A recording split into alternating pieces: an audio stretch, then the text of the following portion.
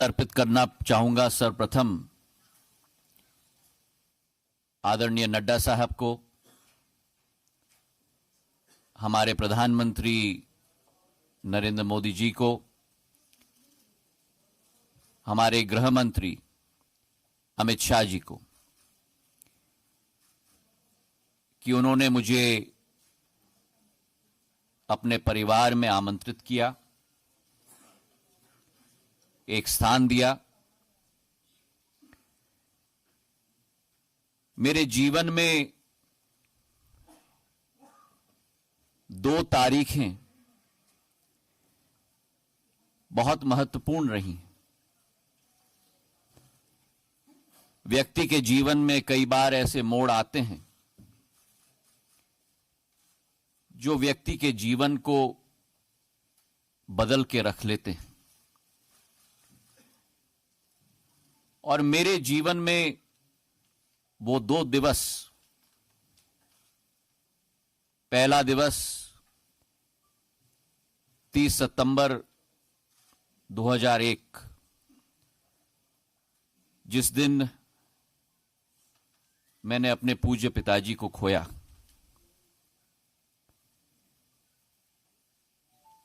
एक जीवन बदलने का दिवस था मेरे लिए, और उसी के साथ दूसरी तारीख 10 मार्च 2020, जो उनकी 75वीं वर्षगांठ थी, जहां जीवन में एक नई परिकल्पना, एक नया मोड़ का सामना करके एक निर्णय मैंने लिया है। मैंने सदैव माना है जिंदगी में कि हमारा लक्ष्य इस भारत मां में जनसेवा होना चाहिए, और राजनीति केवल उस लक्ष्य की पूर्ति करने का एक माध्यम होना चाहिए, उससे ज्यादा नहीं। मेरे पूज्य पिताजी ने, और जो पिछले 18-19 वर्षों में समय मुझे मिला है, प्राणपण के साथ और पूरी श्रद्धा के साथ प्रदेश की और देश की सेवा करने की कोशिश की है।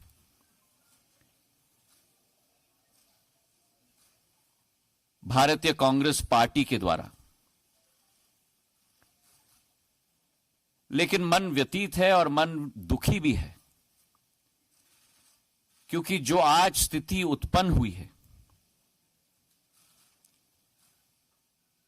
मैं ये कह सकता हूं विश्वास के साथ कि जनसेवा का लक्ष्य की पूर्ति आज उस संगठन के माध्यम से नहीं हो पा रही है।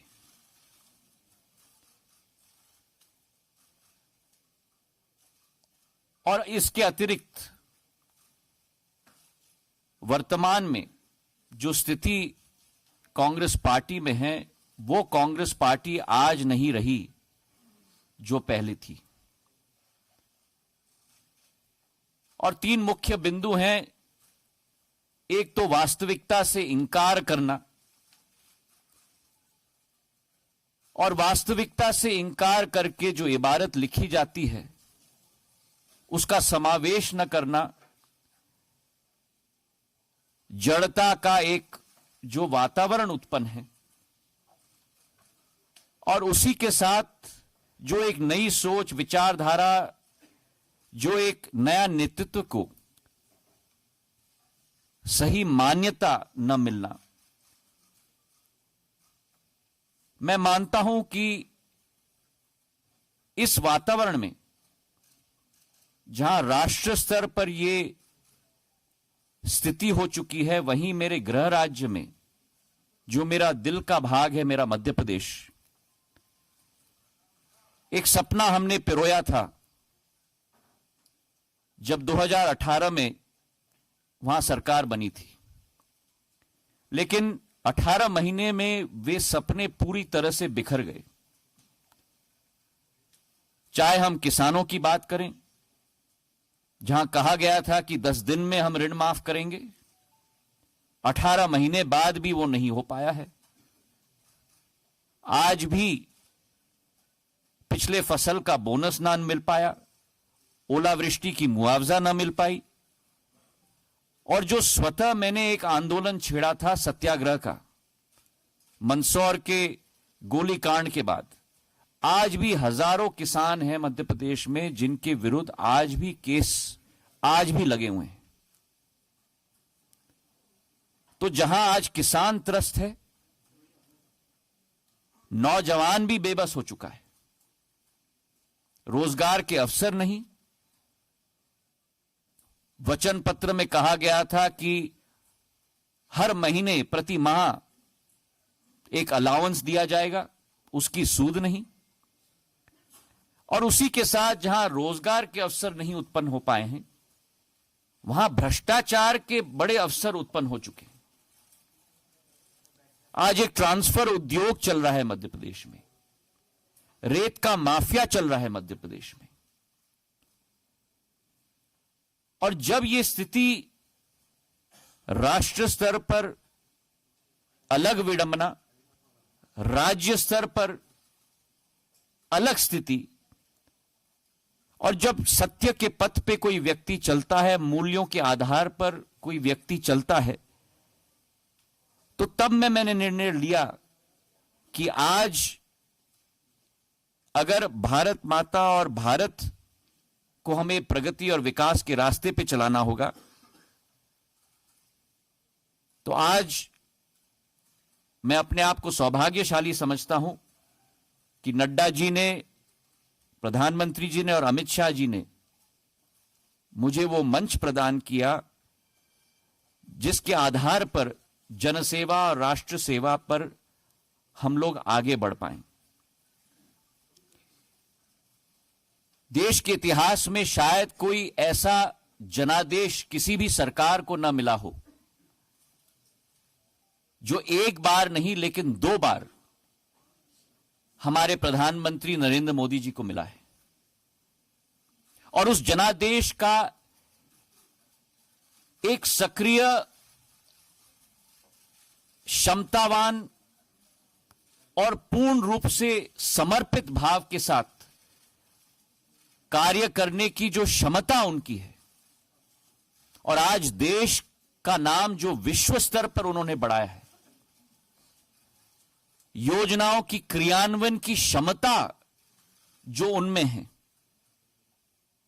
जो आज के नहीं लेकिन भविष्य की चुनौतियों को परखना और परखने के बाद उनकी सामना करने के लिए योजना बनाना, ये जो क्षमता उनमें है, मैं मानता हूं कि भारत का भविष्य पूर्ण रूप से उनके हाथों में सुरक्षित है। मैं आज नड्डा जी को मैं धन्यवाद अर्पित करना चाहता हूं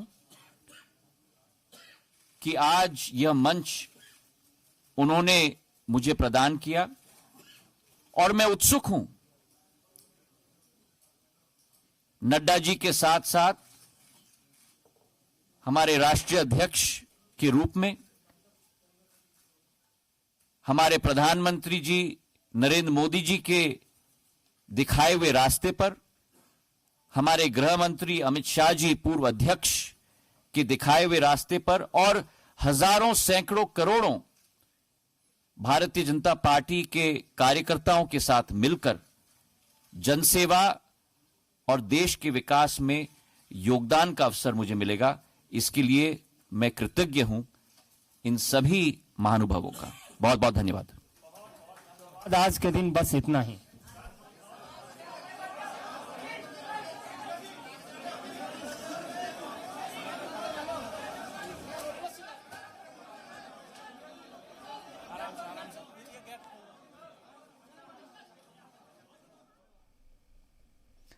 तो सुन रहे थे आप यहां पर ज्योतिरादित्य सिंधिया को। मध्य प्रदेश के अंदर बीजेपी में शामिल होने के बाद सिंधिया ने अपनी बात रखी और बताया कि मध्य प्रदेश में तबादला कारोबार चल रहा है, रेत माफिया सक्रिय हैं और इसके बाद उन्होंने कहा कि लगातार वहां पर जो बदनवानी है वो बढ़ती चली जा रही है।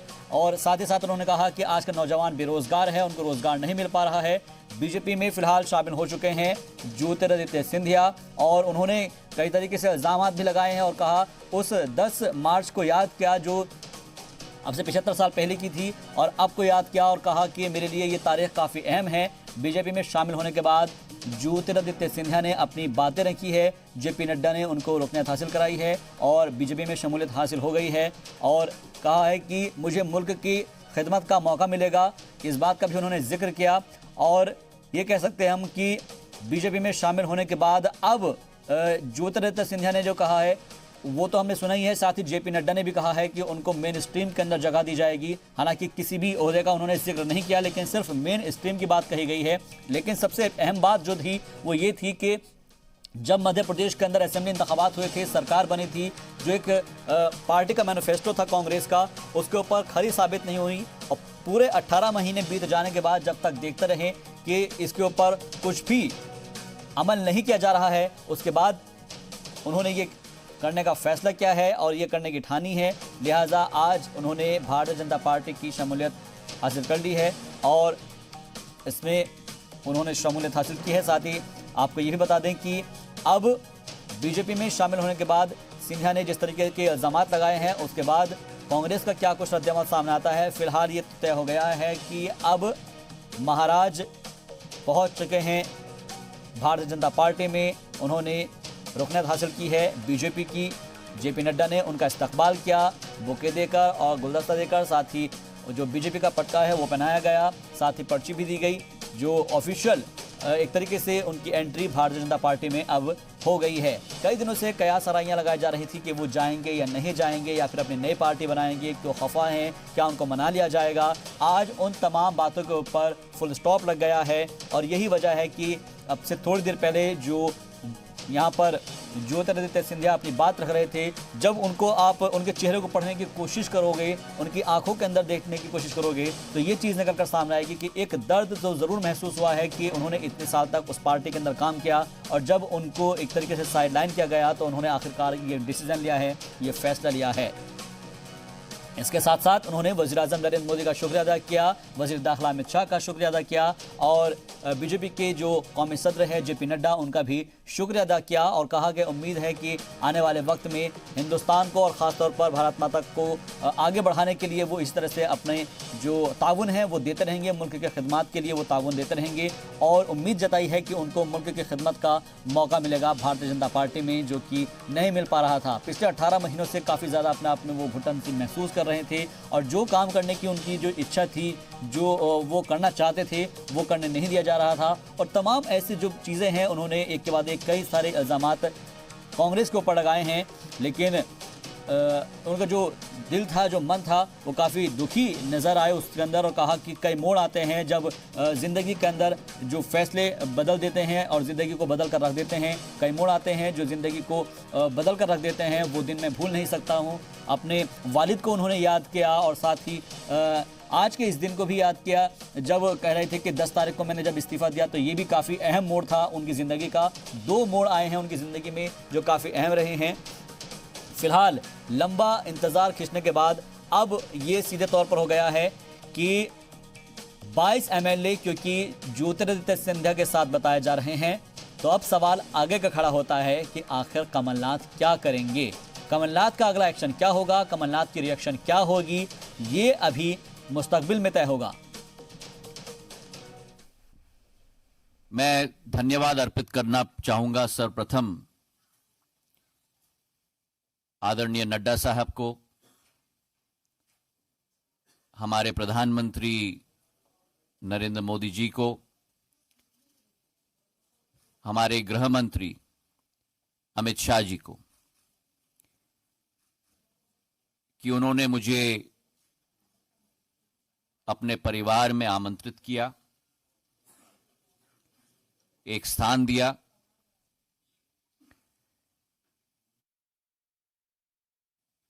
मेरे जीवन में 2 तारीखें बहुत महत्वपूर्ण रही। व्यक्ति के जीवन में कई बार ऐसे मोड़ आते हैं जो व्यक्ति के जीवन को बदल के रख लेते हैं। और मेरे जीवन में वो 2 दिवस, पहला दिवस 30 सितंबर आनंद और प्रसन्नता का दिन है। आज मुझे श्रद्धेय राजमाता जी की याद आ रही है। वो भारतीय जनता पार्टी के लाखों लाख बेटे बेटियों की मां थी। बचपन से उनका स्नेह और प्यार हम जैसे भारतीय जनता पार्टी के हजारों लाखों कार्यकर्ताओं को मिलता था। वो स्नेह, आत्मीयता और प्रेम की प्रतिमूर्ति थी और भारतीय जनसंघ के काम को देश, विशेषकर मध्य प्रदेश में स्थापित करने में उनका अतुलनीय योगदान था। आज उनके पोते श्रीमान ज्योतिरादित्य सिंधिया जी भारतीय जनता पार्टी के परिवार में सम्मिलित हुए हैं। यशोधरा जी मेरे साथ हैं। पूरा परिवार आज भारतीय जनता पार्टी के कार्यकर्ता के नाते काम कर रहा है। श्री ज्योतिरादित्य सिंधिया जी युवा, ऊर्जावान और कल्पनाशील मस्तिष्क के धनी नेता हैं। वैसी परंपरा से आते हैं जिसने राजनीति को जनता की सेवा का माध्यम माना है। लगभग 18 महीने पहले 2018 में बड़े उत्साह से उन्होंने कांग्रेस पार्टी के लिए मध्य प्रदेश में काम किया था, लेकिन कांग्रेस की कमलनाथ सरकार ने मध्य प्रदेश को तबाह और बर्बाद कर दिया है। वादे नहीं निभाए, वचन तोड़ दिए गए और प्रदेश में ऐसी लूट का उदाहरण आज तक कभी देखने में नहीं आया। भ्रष्टाचार के नित्य नए रिकॉर्ड बनाए इस सरकार ने। भाजपा की सरकार की जन कल्याणकारी योजना को बंद कर दिया गया और जैसा उन्होंने कहा, किसान से लेकर नौजवान तक, माताएं बहनें तक आज इस सरकार से परेशान है और कोस रही है। और इसलिए एक तरफ माननीय प्रधानमंत्री श्रीमान नरेंद्र मोदी जी के नेतृत्व में विश्वास करते हुए, सबका साथ, सबका विकास, सबका विश्वास के मूल मंत्र को मानते हुए हमारे राष्ट्रीय अध्यक्ष जेपी नड्डा जी के नेतृत्व में अमित शाह जी के साथ राष्ट्र की सेवा के लिए, जनता की सेवा के लिए उन्होंने भारतीय जनता पार्टी को चुना है। मैं उनका भारतीय जनता पार्टी में हृदय से स्वागत करता हूं और मुझे विश्वास है कि उनके भारतीय जनता पार्टी में आने से मध्य प्रदेश में पहले से ही मजबूत भारतीय जनता पार्टी और मजबूत होगी और पूरे देश में भी उनकी सक्रियता का लाभ भारतीय जनता पार्टी को मिलेगा। मैं भारतीय जनता पार्टी में उनके प्रवेश पर हम भारतीय जनता पार्टी मध्य प्रदेश के परिवार के साथी उनका स्वागत करते हैं, साथ मिलकर चलेंगे, मध्य प्रदेश को आगे बढ़ाएंगे, जनता की बेहतर सेवा करेंगे। धन्यवाद। सर, आपके विधानसभा चुनाव हारे थे, उसमें उस हार की बड़ी वजह ज्योतिरादित्य सिंधिया थी। हम हारे कहाँ थे मित्र? हमारा नेता, माफ करो महाराज, हमारा नेता का जो कैंपेन था, अरे कांग्रेस में अगर कोई लोकप्रिय था तो महाराज ही थे, तो इसलिए हम कहते थे माफ करो महाराज, दूसरे का तो कोई नाम ही नहीं था। तो सर महाराज को आपने बुला लीजिए।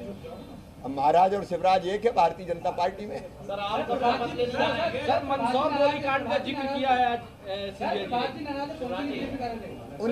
उन्होंने जो वादे किए थे उसमें से उन्होंने जिक्र किया है कई चीजों का, इसमें क्या दिक्कत है? सर आपने कहा बस धन्यवाद।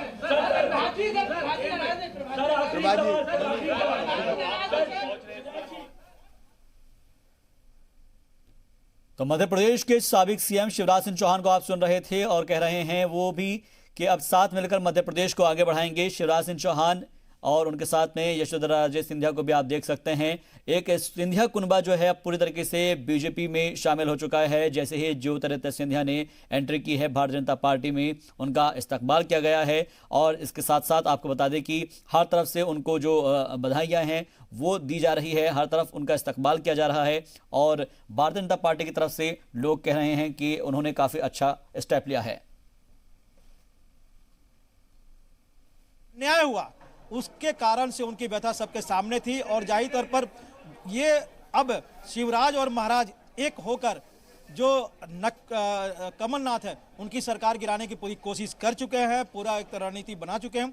और वहां पर जो शिवराज की सरकार बनेगी, अगर बनती है, जिसकी संभावना ज़्यादा है, तो महाराज का पूरा समर्थन होगा। ये तो सबकी जान की तली। मीमांसा एक बात और है, जिस तरह से उनका बॉडी लैंग्वेज यहाँ पर देखने में आया, अमूमन इतने बड़े नेता जब आते हैं, दूसरी जगह जाते हैं, तो कहीं ना कहीं चेहरे पर तनाव जरूर रहता है कि इतने सालों में जिनके साथ लगाव रहा है, जिस विचारधारा के साथ हम आए हैं, उसको छोड़ के आ रहे हैं, तो कहीं चेहरे पर तनाव दिखता है।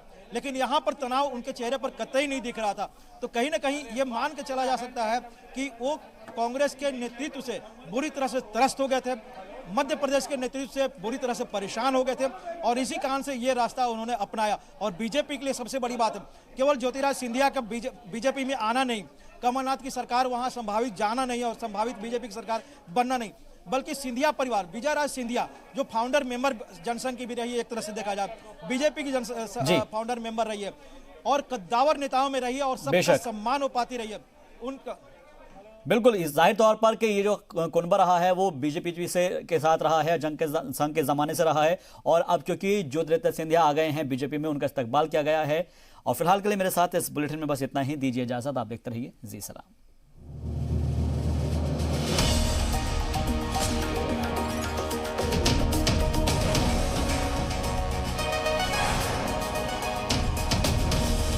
जी सलाम, हिंदुस्तान की उम्मीद।